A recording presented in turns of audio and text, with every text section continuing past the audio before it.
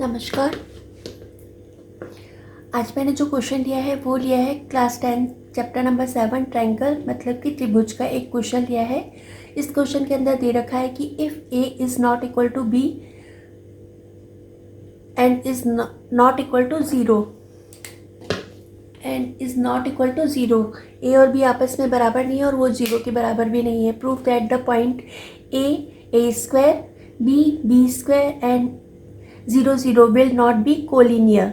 ये तीन पॉइंट दे रखे हैं। तीन पॉइंट जो है वो कोलिनियर नहीं है। कोलिनियर का मतलब है कि तीनों पॉइंट जो है वो एक ही लाइन पर स्थित नहीं है। तो कोलिनियर का मतलब होता है if all the points are situated on the same line. अगर सारे पॉइंट जो है वो एक ही लाइन पर स्थित हो तो वो कोलिनियर कहलाएगा, अगर नहीं स्थित तो वो नॉन कोलिनियर कहलाएगा। तो अगर तीन पॉइंट जो है वो एक ही लाइन पर नहीं स्थित हैं, जैसे कि अपन ने ये मान लिया ये तीन पॉइंट हैं, इसका नाम दे दिया अपन ने ए, इसका नाम बी और ये सी। तो ये तीनों पॉइंट जो है वो एक लाइन पर नहीं है। अगर तीनों पॉइंट को मैं ज्वाइन करूँ तो वो एक ही लाइन पर नहीं होंगे, जैसे कि A B C.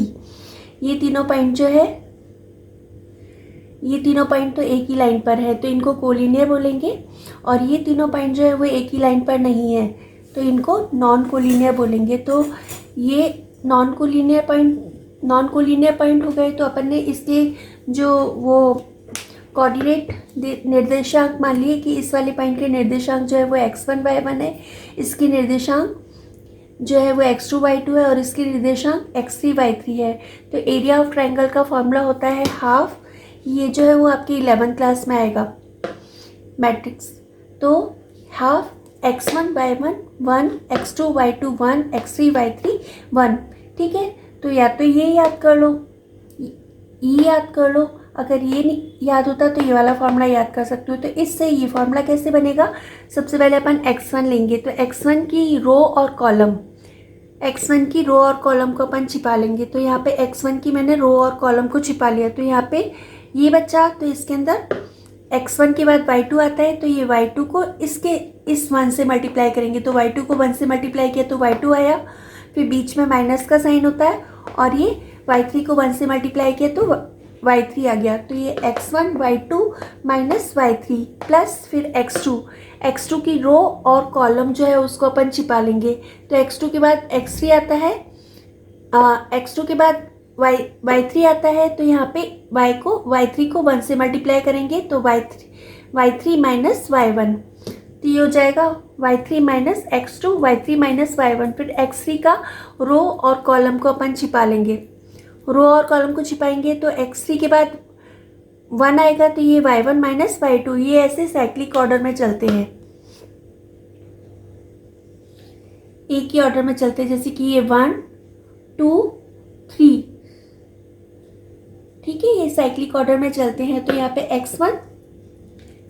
x1 y2 minus y3 plus x2 1 के बाद 2 फिर 3 x2 2 के बाद 3 तो x2 y3 माइनस y1 फिर प्लस x3 3 के बाद यहाँ पे 1 तो x3 ब्रैकेट के अंदर y है, x3 y1 माइनस y2।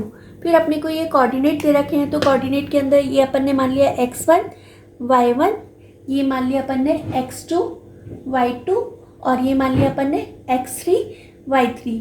तो इनकी वैल्यू अपन रखेंगे। वैल्यू रखने पर x1 की जो वैल्यू दे रखी है वो अपने को a दे रखी है तो x1 की जगह a लिख दिया। y2 की जगह अपने को b स्क्वायर दे रखा है तो y2 की जगह b स्क्वायर और y3 की जगह 0। तो ये y3 की जगह 0 प्लस x2 की जगह अपने को b दे रखा है तो b रख दिया। y3 की जगह 0 तो ये 0 माइनस y1 की जगह a स्क्वायर दे रखा है प्लस x3 जो दे रखा है 0 और y1 जो दे रखा है a स्क्वायर और y2 दे रखा है अपने को b स्क्वायर। ठीक है, तो 0 को अपन किसी भी नंबर से मल्टीप्लाई करेंगे तो यहाँ पर 0 आ जाएगा। तो ये तो पूरी टर्म अपने पास 0 आ जाएगी। फिर a को b स्क्वायर से मल्टीप्लाई करेंगे तो ab स्क्वायर, a को 0 से मल्टीप्लाई करेंगे तो 0 हो जाएगा, वो टर्म मैंने लिखी नहीं है।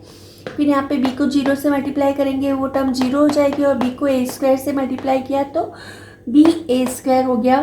फिर इन दोनों में से कॉमन आया ए बी, फिर यहाँ पर बचा b माइनस a। तो यहाँ ऊपर दे रखा है कि a is not equal to b is not equal to 0।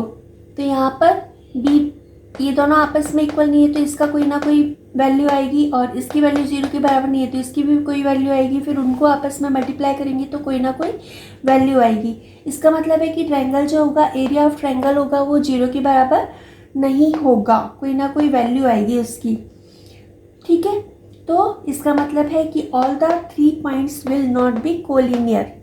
Collinear कब होंगे? अगर कोलिनियर होंगे तो अपन ट्रायंगल तो बना ही नहीं सकते, तो कोलिनियर होंगे तो इसकी वैल्यू 0 होगी, लेकिन इसकी वैल्यू जो है वो नॉन ज़ीरो आ रही है, 0 के बराबर नहीं आ रही। इसका मतलब है कि तीनों दिए हुए पॉइंट जो होंगे वो नॉन कोलिनियर यानी कि कोलिनियर नहीं होंगे। I think you all have understood.